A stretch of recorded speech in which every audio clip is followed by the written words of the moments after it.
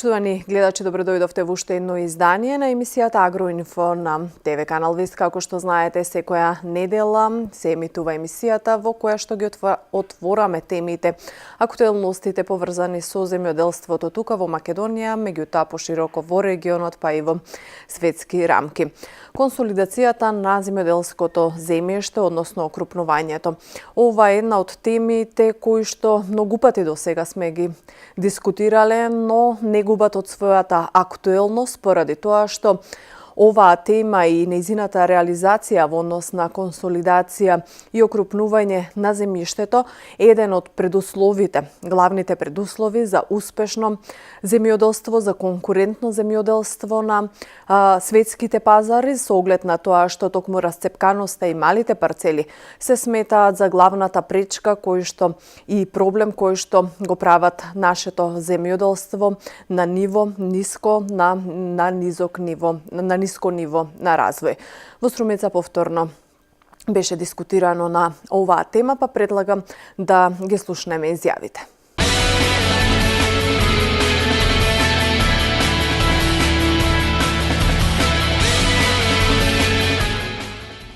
Тука сме за да го означиме почетокот на втората селекција на нови 12 региони кои што ќе бидат избрани како најповолни за консолидација.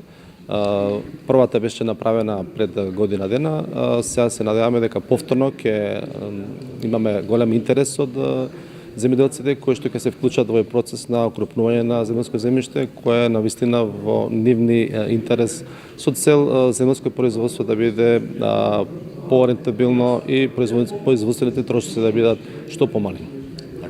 Има ли интерес, реков, тоа е втора фаза. Во првата фаза веќе почнали земјоделците да се окрупнуваат, едноставно ева во Струмичко или югоисточниот регион, имаме ли веќе окрупнување или консолидација на земјиштето? Во првата фаза беа избрана и 12 региони, тоа се 4 во Битолскиот регион, 4 во Кочанскиот и 1 во Ресен. Започната е постапката за консолидација, тоа е долготраен процес кој што трае минимум 2 до 3 години и за сега интересот на земјоделците е доста голем. Се надеваме дека повторно сега ќе успееме да дојдеме до доволен број на солидни изјави за интерес од земјоделци кои што ќе сакаат да се вклучат во овој процес. Јас сум Наташа Љубицки-Анџелич од проектот Mainland, кој е финансиран од страна на Европската унија, а го имплементира Агенцијата на Обединетите нации за храна, ФАО. Нашиот проект Mainland е во фаза, значи постои веќе 2 години и во наредните години и пол дава поддршка на Министерството во формирање на цела програма за консолидација, која ќе биде една од стратешките определби програми на Министерството во подолг период кој следи пред нас. Како што спомена и Кирил, ние сме сега во фаза на селектирање на нови подрачја, за каде што би се испитала можноста за отпочнување на постапки за окрупнување на земјоделското земјиште преди се во приватниот сектор. Но веќе тераме определен број на постапки на територија на цела Македонија кои се во различна фаза на имплементирање. Одбирањето на соодветни локации за отпочнување на постапка е една од првите чекори, но еден и од најважните чекори во целата постапка, бидејќи сакаме да анимираме што поголем број на земјоделци и да ги обучиме, односно да ја пренесеме основната порака што значи окрупнувањето и кои се краткорочните, но и долгорочните бенефити кои они би ги добиле од учество, односно прифаќање на една ваква постапка. Значи, зошто преди се ја правиме постапката за окрупнување? Еден од лимитирачките фактори за развој на нашето земјоделство е премногу големата фрагментираност на поседите. Значи, најчест пример е каде што имаме земјоделски стопанства кои што имотот, земјоделското земјиште има расцепка на 2, 3, 5, дури 10 парцели, што значи дека они не само што имаат скапо производство, но исто така и неефикасно производство. Имплементирањето на нови производни технологии, зголемувањето на ефикасноста на производството е скоро невозможно. Така да ние силно веруваме дека еден од чекорите кои може да го надминат овој проблем и на долгорочен план да донесат кон зголемување на вкупната конкурентност на македонското земјоделство е токму крупнувањето и зголемувањето на ефикасноста на земјоделското производство. Тешко оди овој процес овде во Струмичкиот регион со оглед дека е расцепкано земјоделските површини. Во првата фаза имаше интерес детектирани две локации. До кај стаса тие две локации? Мислам дека беше Моноспитово, Бориево, ако не се лажам, и нешто Богданци во овој регион. Токму така. Значи Струмичкиот, не случајно сме денеска тука, затоа што Струмичкиот регион се смета за еден од регионите со најголема потреба и оправданост за отпочнување на постапките на укрупнување. Минатата година, кога правевме селекција, еден од регионите кои поминаа ни селекцијата беше атерот на селото Моноспитова и вториот во Гевгилиско-Богданичкиот регион, тоа е атерот на селото Стојаково. Во село Стојаково постапките отпочнуваат сега, а Моноспитово не, од проста причина затоа што еден од главните чинители, значи тие кои ги спроведуваат постапките за консолидација на терен во име за сметка на Министерството се геодетските компании. Верували или не, за жал ние немавме доволен број на добри апликации на геодетски компании кои би сакале да го имплементираат проектот на Моноспитово. Моноспитово не е отпаднат, значи очекуваме дека за некаде не повеќе од 2-3 месеци ќе имаме нов повик. Повиците ги организира ФАО, се од меѓународен карактер, но воопшто не се страшни. Така да јас ја користам оваа прилика да ги мотивираме и локалните геодетски компании да се охрабрат и да аплицираат, бидејќи навистина е штета, бидејќи имаме можност, а немаме инструмент.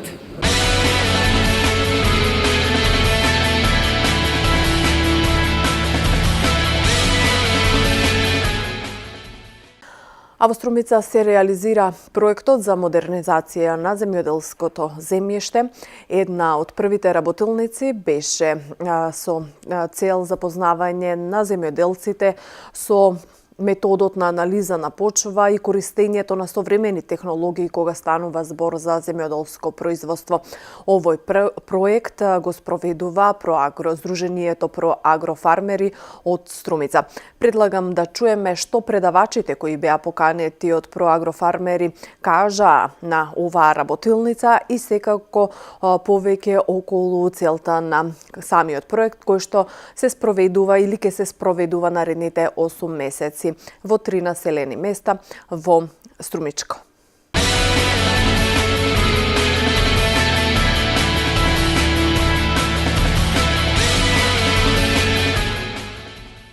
Земјоделците мора да ги сменат навиките и да прават анализа на почвата пред да ги засеат нивите. Експертите сметаат дека на овој начин драстично ќе се намалат трошоците за производство, а родот ќе биде побогат.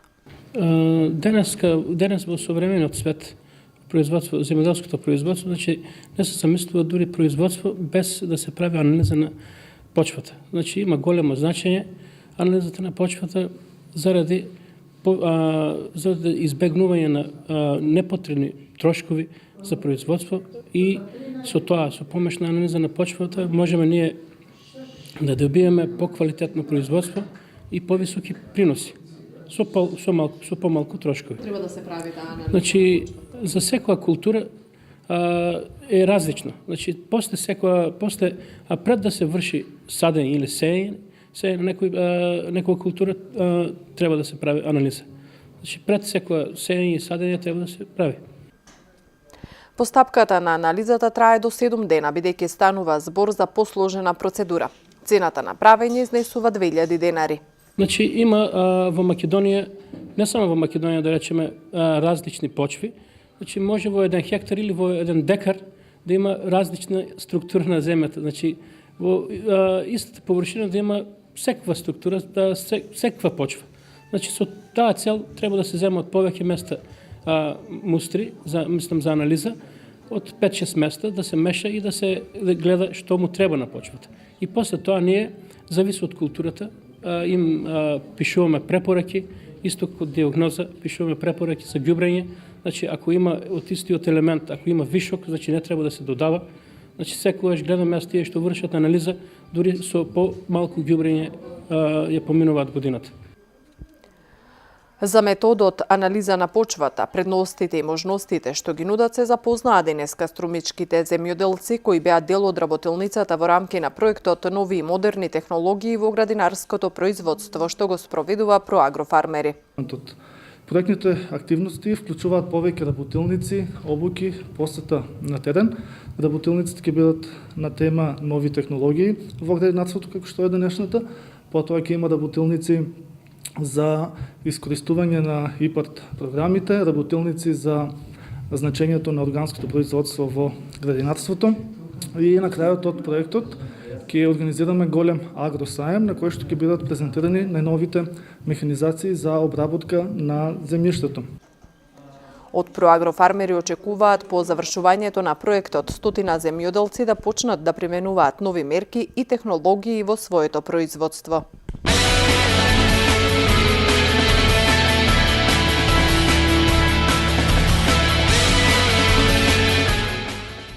Во земјоделската емисија простор оставаме и за стручните совети кои што за земјоделците ги дава Игор Ивановски, магистер по земјоделски науки.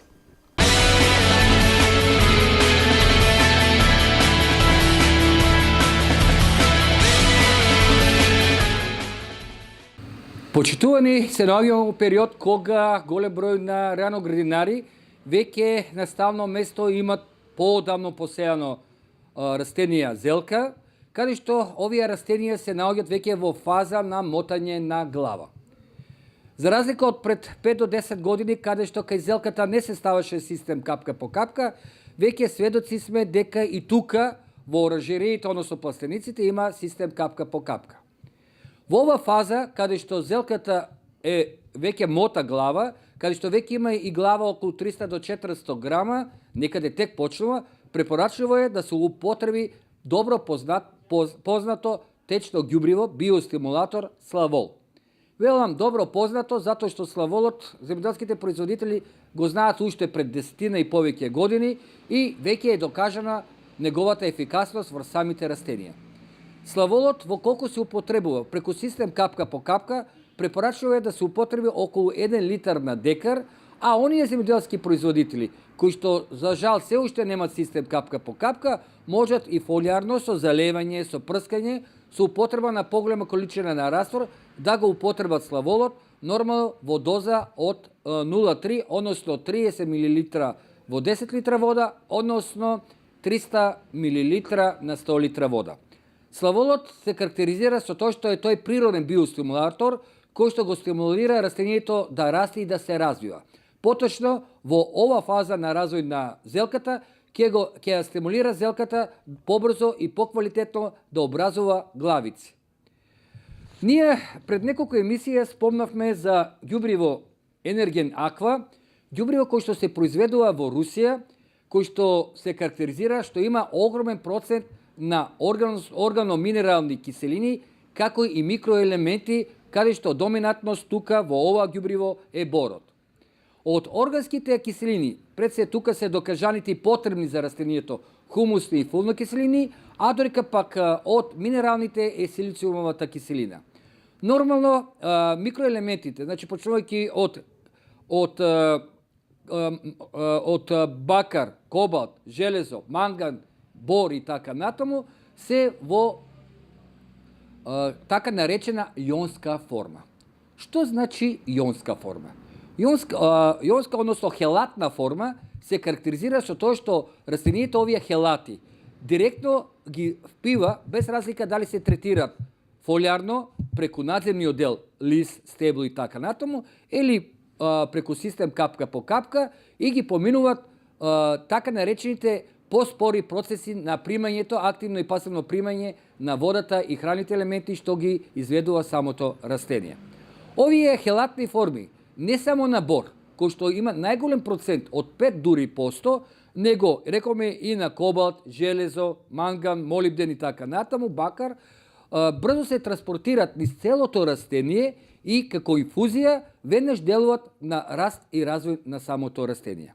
Енергија Аква, повторно ќе го спомниме, особено во фаза на предцветање и цветање, затоа што овој бор пред се има стимулативно действо за да врши оплодување на цветовите и најголем процент за да се добие плодови, односно оплодени цветови. Енергија аква може да се употреби и преку систем капка по капка. Во колку се употребува преку систем капка во капка, тогаш се употребува во доза од 250 мл за декар, значи ова едно шишенце е за декар, а во колку е фолијарно со прскање, само 5 мл во 10 литра вода, значи за отприлика за 500 литра вода. Високо концентрирано органо-минерално ѓубриво со висок биостимулаторен ефект. Во колку се наоѓа и се употребува во систем капка по капка, енерген аква со доминатен бор, треба да се нагласи дека ќе ги стимулира и развојот на коренови жили, потоа отпорноста изголемува и друго. Ова, почитувани гледачи, е сосема кратко за денешната емисија. Ќе ве потсетам само и за ѓубривото Унимакс, 25 кг на 1 декар, нормално се употреба во комбинација со минералното ѓубриво или посебно пред садење.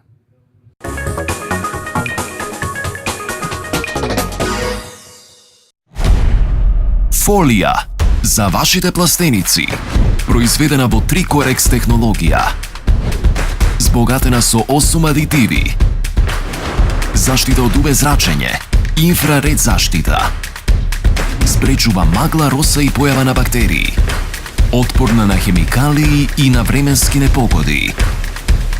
За квалитетно градинарско производство одберете Тапан пластик.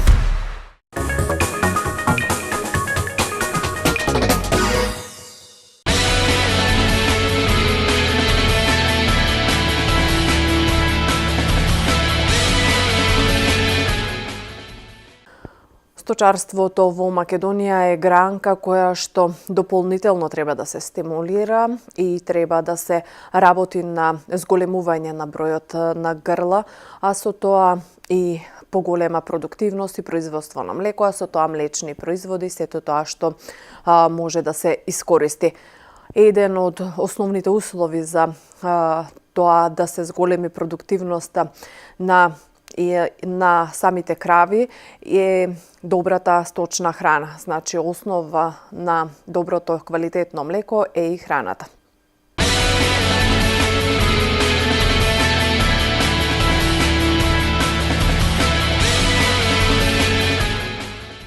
Добар ден, моето име е Александар Христовски, дипломиран инженер агроном, кој веќе 15 години работам за фирмата Сано, која што е 20 години на просторите на нашата Република Македонија. Значи, ние во Струмица се враќаме, да кажам, по подолг период со самостојна продавница. Значи, ова продавница е од нашата фирма, а досега беше наша практика да работиме преку застапник. Оваа година, значи, одлучивме со нашиот менеджмент да отвориме наша продавница и малку да бидиме по-интензивно на вашиот терен. Кој е Сано? Значи, Сано или на латински здравје, тоа е најголемата фирма за производство на млеково прав или млечно брашно, народски кажано, витаминско-минерални додатоци, премикси, супер концентрати, а од претходната година и готови концентрати, особено за помалите и понежни категории на животни, мислам на стартерите, дали е тоа стартер за пиле, за прасе, за теле, во сега оваа година исто и стартер за јагне. Целта на Сано е не само да ја продаде робата, него и да изврши еден вид на советодавни услуги, еден вид консалтинг на нашите фармери, пошто знаеме дека секоја година бројот на животни се намалува и тие што ќе останат и фарми мора да бидат попрофесионални, а и ние мора да го следиме тој тренд и ние да бидеме што постручни за да ги оспособиме да создаваат профит. Значи, Сано, отворањето на овај дуќан, односно продавница, не е целта само ние да имаме пункт, мислам таа е една од целите, него исто е целта да се активирам јас малку посериозно во овај дел од Македонија, за да одиме директно на фармите, да ги видиме нивните проблеми, што располагаат од нивни житарици или каваздел, ако зборуваме за преживари, и да искомбинираме, да направиме оброк, каде што фармерите ќе бидат попрофитабилни, односно ќе имат повеќе млеко или повеќе месо, ако зборуваме за товни говеда или за товни свињи. Јас сум сигурен дека во Струмица, мислам како земјоделски, претежно како земјоделски крај, али е сточарството развиено. Сега не во таа мера како да речем во пелагонискиот дел каде што е млечното говедарство најзастапено или во Велес и во Штип каде што е свинјарството застапено, али овде конструкцијата на животни е различна. Имаме значи млечно говедарство, имаме неколку мини свинјарски фарми и да кажам ајде во наши услови свинјарски фарми, имаме живинарски фарми. Например, во Струмица Сано не е непознат, работиме со економија, која што е фарма со 25.000 неселки. После работиме со Струмичко поле, каде што имаме 40 мајки. Значи, таму и произведуваме доста прасиња и доста товеници од таа фарма. Има потенцијал и ние потенцијалот го гледаме во малите и средни фарми.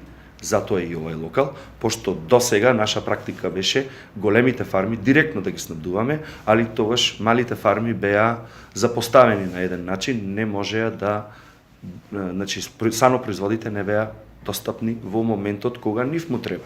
Затоа и целта на отварање на оваа продавница, нормално и напоменав и претходно, и моје ангажирање по терен, не само да продадеме роба, него да ја искомбинираме наидеално на фармата, пошто секоја фарма е посебна приказка. Некој има пченка, некој нема пченка, некој има пченица, некој има јачмен.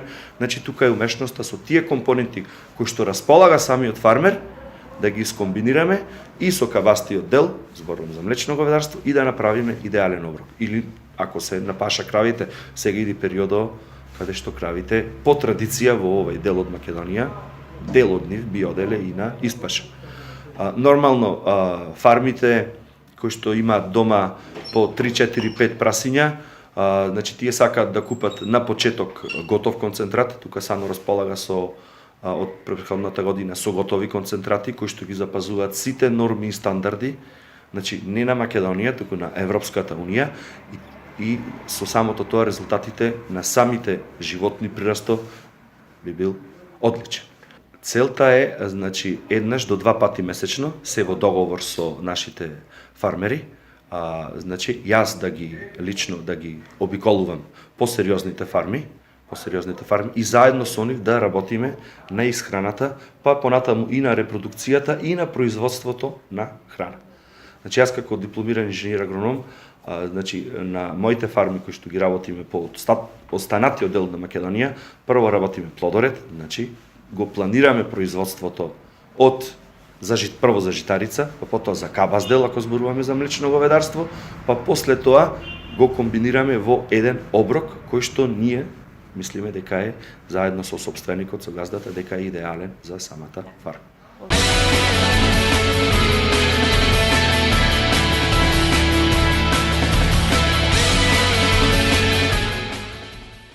И за крај на оваа емисија, за најавата на Министерството за земјоделство во инвестиции во метеоролошки станици.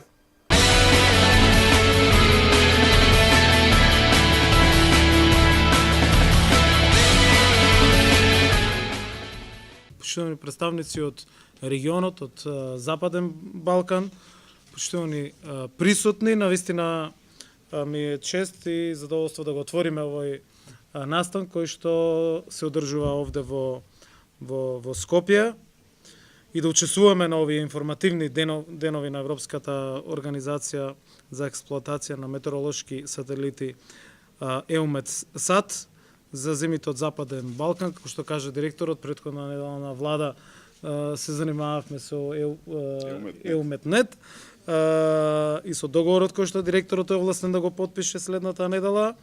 И во тој контекст особено не е драго што денеска во нашата земја, во Република Северна Македонија и во Скопје имаме гости од регионот токму на ова значајна тема и на овој сектор на кој што и ние како надлежно министерство заеднички се посветивме во претходниот период, но сметам дека треба да вложиме дополнителни напори и енергија да навистина инвестираме во целокупната оваа проблематика, која што за земјоделството особено значена во овој период. Земјоделскиот сектор е важен за нашата земја од аспект на бруто домашниот производ, на вработувањето, на руралната екзистенција, на руралниот развој, но и на сигурноста во погледот на производството на храна и севкупната економија, а производството на храна зазема еден значаен дел и сегмент на економиите, особено во овој период во светот. За жал, нашата земја е подложна на разни природни непогоди, од кои најзастапени се поплавите, шумските пожари, кои што гледаме и овие денови, се проблем, сушите, но и други климатски неповолни настани кои што се случуваат. Во текот на изминатите години бевме сведоци на поинтензивни поплави, при што најголемите реки како Вардар, Црна река, Струмица, Пчиња, Лепенец и Брегалница поплуваа големи површини на земјиште и предизвикуваа огромни штети во земјоделското производство и директно на фармерите. Силните врнежи од дожд во јануари и февруари 2015 година резултираа со зголемување на нивото на реките, што доведе и до големи поплави во 43 од вкупно 83 општини во земјата. Од друга страна, важиме за едно од најсушните подрачја во цела Европа. Најголем дел од сушите се јавуваат во руралните подрачја од јужниот и источниот дел на земјата и негативно влијаат во вкупното земјоделско производство. Пожарите исто така се честа непогода која што се јавува и кои што делумно се предизвикани од сушните периоди, а делумно и од човечкиот фактор, и за сите овие појави несомнено сме сведоци во целокупниот изминат период. Земјоделското производство изминатите години е погодено и од честите временски непогоди проследени со врнежи од град, како и сланата водосната пролет и во рана есен. Од аспект на земјоделството, најмногу погодени од појавата на град во источниот дел од земјата се Беровскиот, Демиркапискиот, Штипскиот и Струмичкиот регион на земјата, каде што се произведува овоше, зеленчук и грозје. Додека во западниот дел од земјата најпогодени со Охридскиот и Ресинскиот регион, каде што најмногу се одгледуваат црешите и јаболката. Овие временски непогоди предизвикуваат сериозни штети и загуби во производството, зашто најдобро знаеме како се справувавме со сите овие постапки во претходните години. Дополнително со климатските промени се очекува климата во нашата земја да стане потопла и умерено посува, со значително намалување на летните врнежи, со почести и поизразени екстремни временски услови, како и суши и поплави. Со оглед на тоа колку пролетните и летните врнежи од дожд се важни за цветањето и растот на земјоделските култури, ова би представувало сериозен ризик на вкупното земјоделско производство, за достапноста на вода, за сигурноста во поглед на производството на храна, што ќе придонесе и за намалување на локалниот економски раст. Имајќи ги во предвид овие прогнози, редовното информирање и системите за рано предупредување се од особено значење во низата мерки како концепт целосен на мерки кои што можеме да ги преземеме за намалување на ранливоста на земјоделството од неповолните климатски промени и неповолните временски услови. За успешно справување со ризиците неопходно инвестирање во последните и најновите техничко-технолошки остварувања и осовременување на самите институции задолжени за тоа. Тука клучна улога има управата за хидрометеоролошки работи при Министерството и при владата, и би сакал да потенцирам дека како ресорно министерство во насока на намалување на ефектите од поплави и другите временски неприлики, заедно со управата за хидрометеоролошки работи, изминатиот период активно работевме и работиме на подобрување на метеоролошкиот систем во државата. Неодамна управата потпиша меморандум за соработка со програмата за развој на Обединетите нации со представникот во Скопје, во нашата земја, за проектот подобрување на отпорност од поплави во Полошкиот регион, За таа цел ја посетивме и самата управа, чија што цел е да се реактивира и надгради системот за метеоролошки и хидролошки станици како клучни за рана најава на отворени поплави и јавниот предупредувачки систем преку обновување на постојните станици, воведување на нови локации за мониторинг. Минатата година се реновира дел од метеоролошките станици во државата, а оваа година во програмата за рурален развој исто така овој начин на работа ќе го продолжиме. Дополнително минатата година го посетивме и Свети Николско, каде што заврши надградбата на радарскиот систем Ѓуриште, кој што не беше поставен во функција повеќе години, со што се овозможува квалитетен радарски мониторинг и навремено најавување на опасните временски појави. За оваа година Министерството обезбеди дополнително целосна финансиска поддршка за реновирање на метеоролошките станици во Виница, Берово, Пожаране, Охрид, Лазарополе и Претор, а паралелно како ресорно министерство работиме на нов модел за зголемување на осигурувањето во земјоделското производство. А преку мерките од ИПАРД програмата овозможуваме кофинансирање на трошоците и за набавка на заштитни мрежи од град.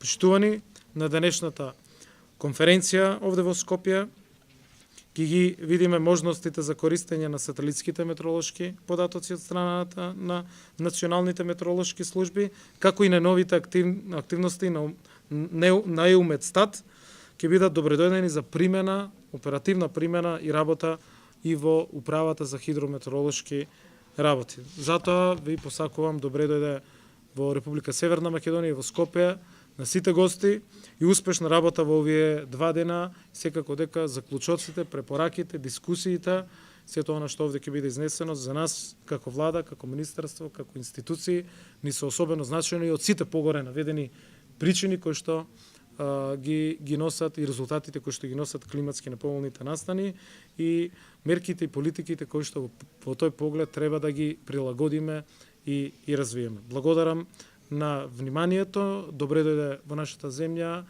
чувствувате се сите како дома, и оние кои што се од регионот, но и оние кои што се подалеку, и верувам дека од Скопје ќе понесете позитивни спомени. Благодарам.